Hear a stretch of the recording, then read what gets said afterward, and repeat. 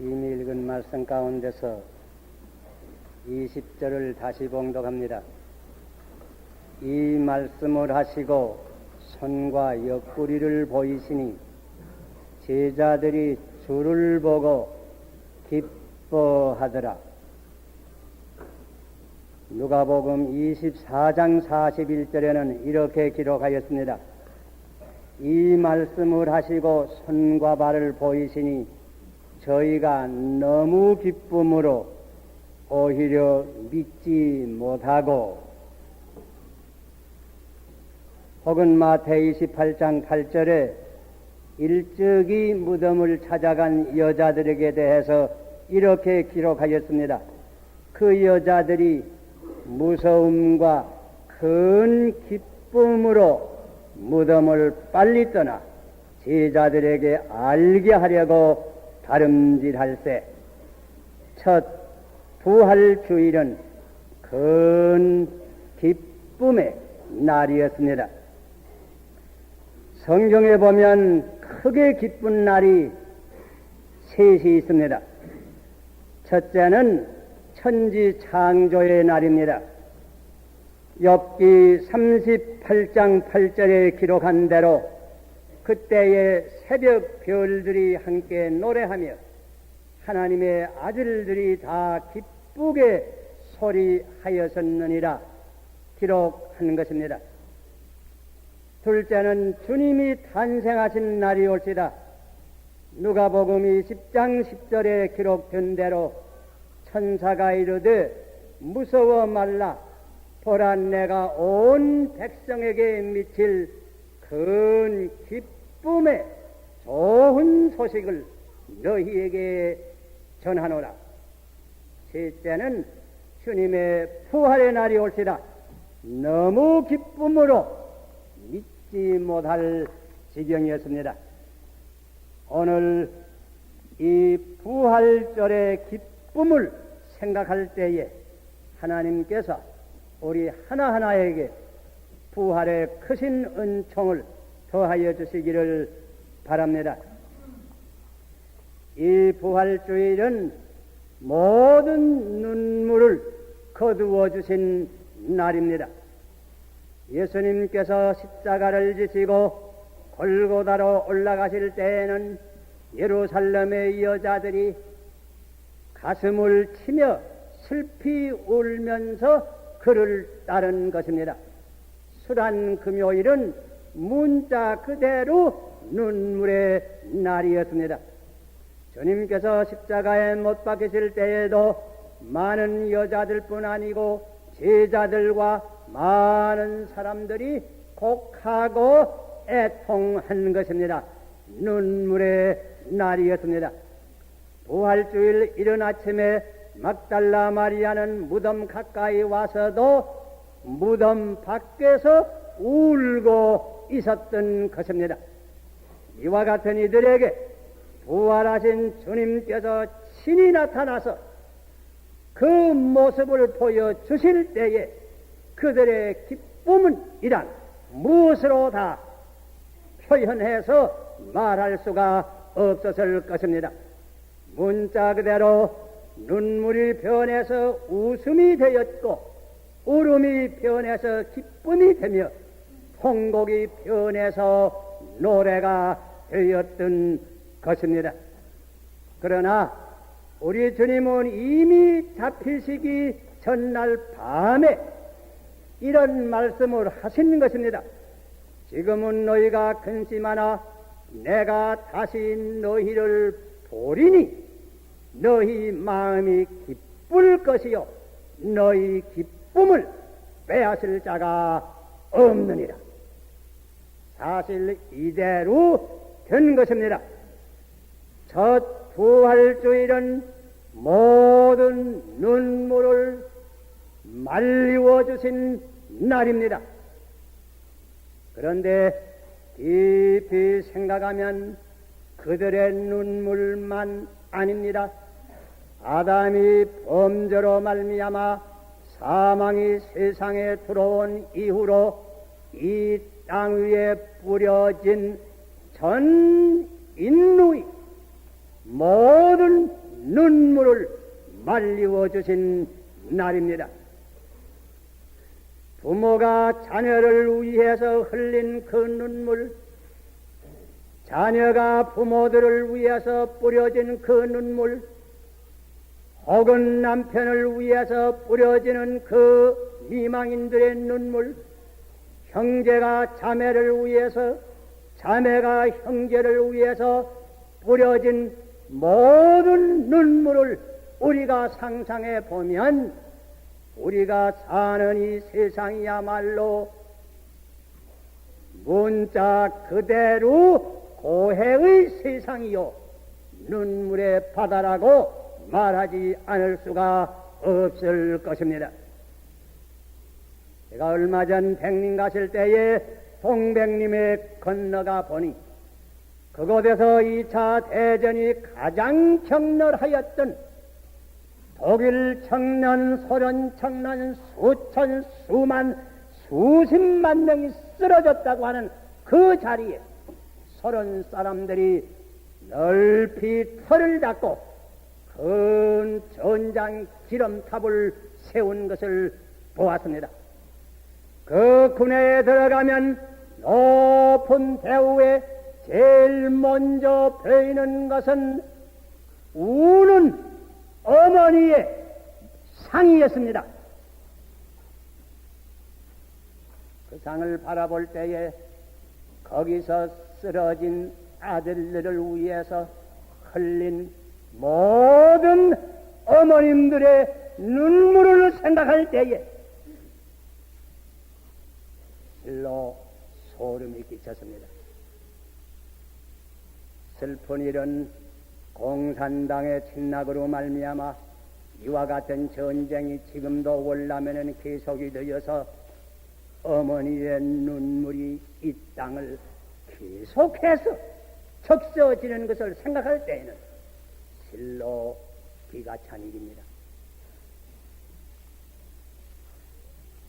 그런데 부활주일은 이 모든 눈물을 말리워 주신 날입니다. 왜? 부활주일은 죽음을 넘어 생명이 있다고 하는 사실을 분명히 보여준 날입니다. 예수님께서 다시 사심으로 분명히 보여준 날입니다. 사람이 죽으면 그가 다시 살겠느냐 하는 이문은 욥기의 인간의 끊임없는 문제이었습니다.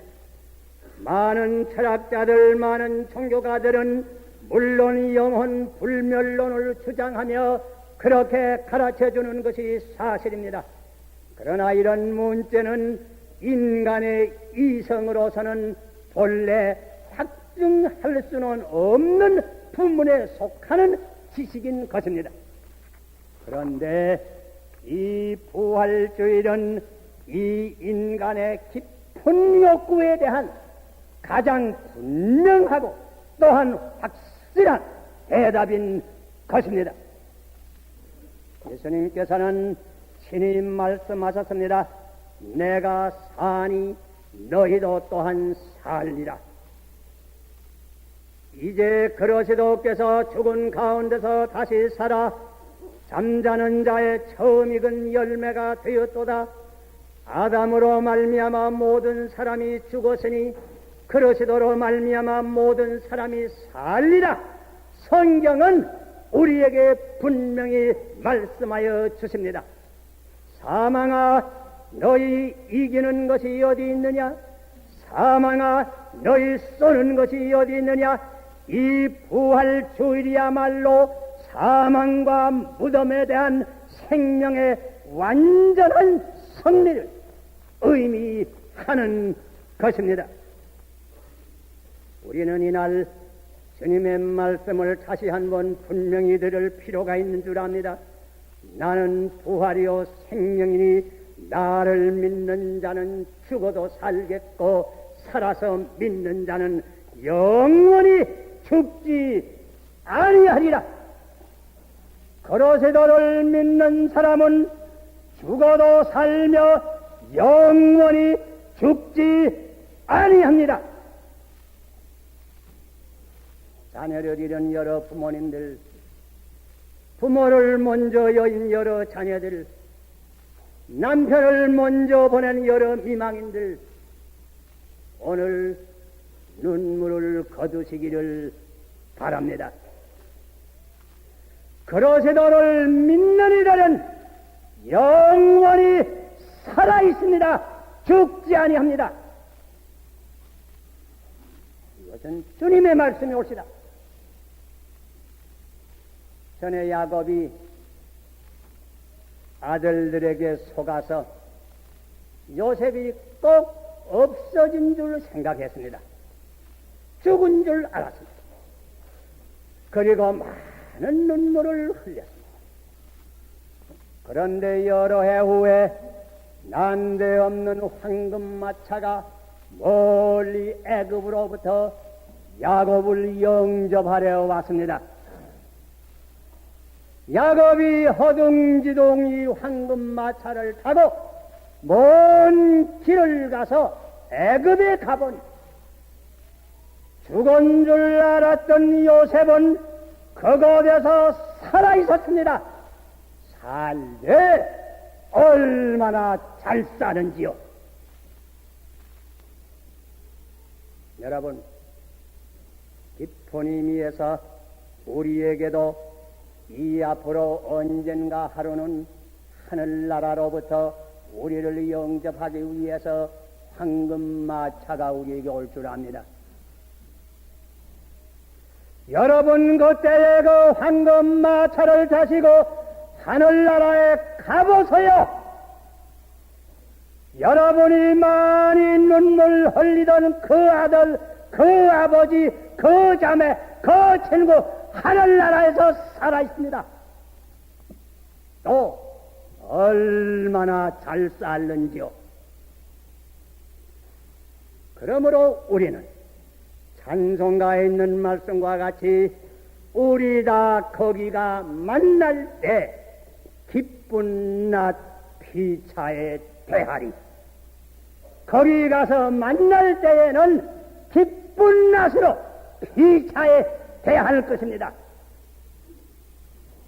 부활주일은 인간의 모든 눈물을 거두어 주시는 날입니다. 그러므로 기쁜 날입니다.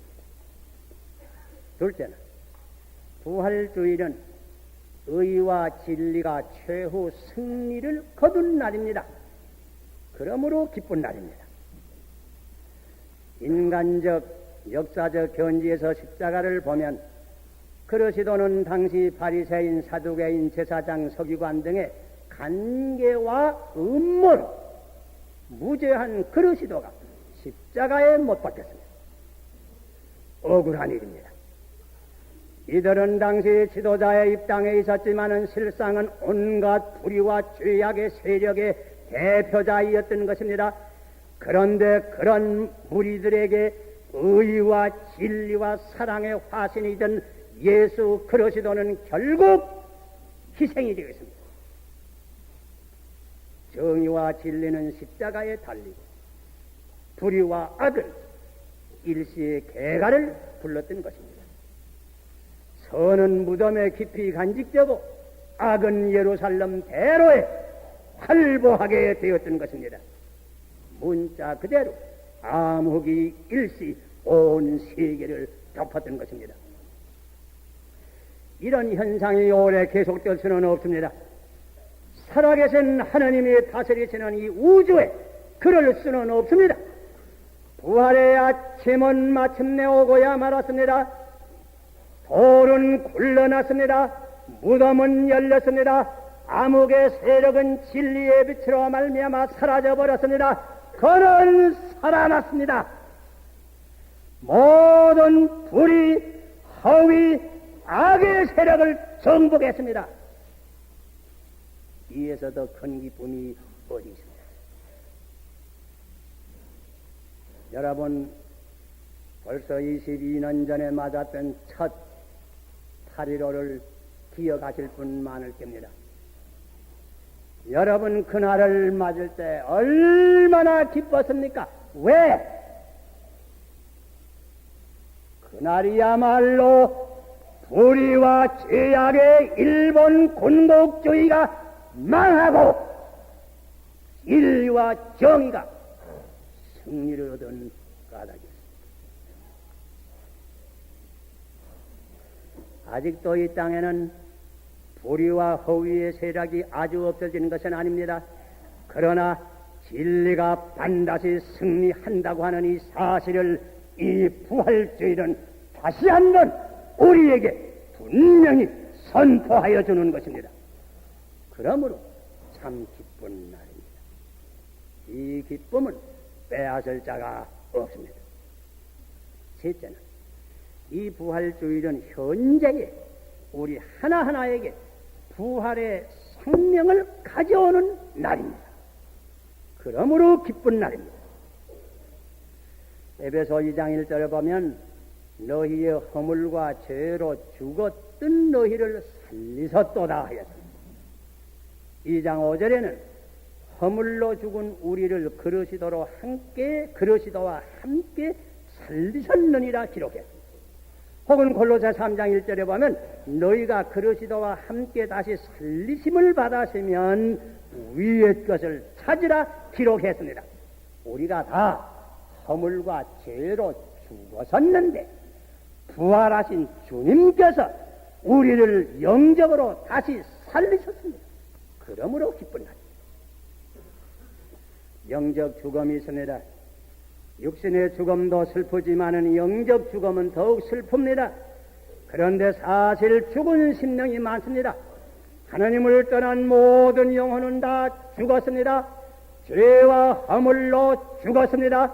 이런 심령이 살아야 인간은 영원히 살 수가 있는 것입니다.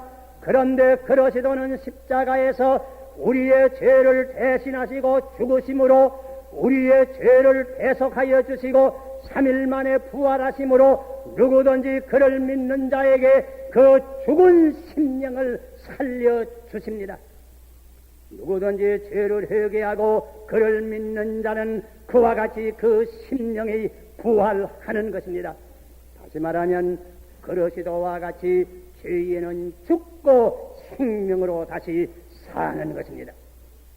이런 의미에서 이날은 만민에게 영적 부활을 가져온 날입니다. 이 부활주일이 있으므로 많은 죽은 심령이 살아났습니다. 죄로 죽었던 옛사람을 벗어놓고 새 사람이 되었습니다.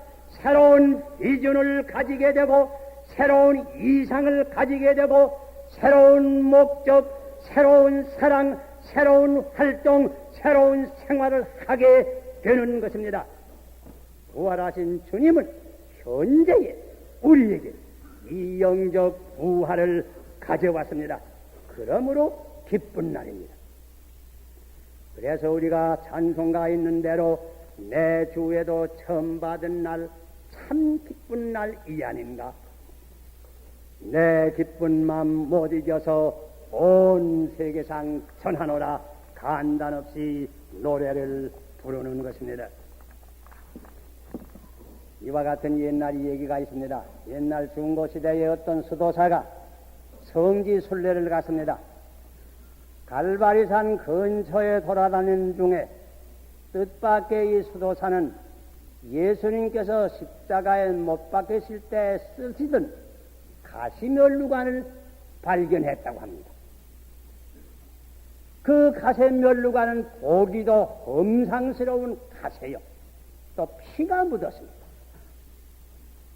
그러니 볼 것은 없지만은 그러나 주님께서 쓰셨던 가시면류관이라고 하는 것을 생각할 때에 지극한 보배로 생각을 해서 가시면류관을 고이 자기 나라까지 가지고 왔다고 합니다. 그리고서는 자기가 있는 수도원 예배당의 강대상 위에다 그 가시면류관을 놓아두었다고 합니다. 그런데 얼마 후에 부활주일 아침이 당했습니다. 수도사들이 일찍이 예배를 보기 위해서 그 예배당문을 열었습니다. 열고 보니 그 온 예배당 아름다운 향기로 가득 번뜩 찼습니다. 아, 이거 웬일입니까? 사방을 둘러보니 그 험상스럽던 가시에서 아름다운 장미꽃이 만발했다. 그런 얘기가 있습니다. 물론 얘기지요. 그러나 그 얘기는 뜻이 있습니다. 부활주일은 생명을 의미합니다. 승리를 의미합니다. 향기를 의미합니다. 기쁨을 의미합니다. 부활하신 주님을 믿고 그를 영접하는 이에게는 새로운 생명이 생깁니다. 새로운 힘 능력이 생깁니다. 향기가 뿜는 생활로 변합니다. 기쁨이 충만하여 지는 것입니다. 이 기쁨은 빼앗을 자가 없는 것입니다. 여러분 다 이 부활의 주님을 영접하심으로 참된 생명과 승리와 향기와 기쁨을 얻었습니까? 바라던 데는 이 기쁜 주님의 날 중심으로 이 영원히 살아계시는 부활의 주님을 영접해서 오늘 이 시간부터 여러분의 생활이 새로운 생명, 새로운 승리적 생활, 향기를 뿜는 생활, 기쁨이 충만한 생활, 변하는 축복을 받으시기를 바랍니다. 기도하십시다. 아버지 은혜를 감사합니다. 이 기쁘고 즐거운 부활주일 아침 여기 앉은 우리 하나하나의 성도가 영원히 살아계시는 부활의 주를 중심에 영접해서 우리가 다 새로운 생명과 승리와 향기와 기쁨이 충만한 생활, 이 시간부터 얻을 수 있는 이 축복 더하여 주시옵소서. 예수님 이름 받들어 기도하옵나이다.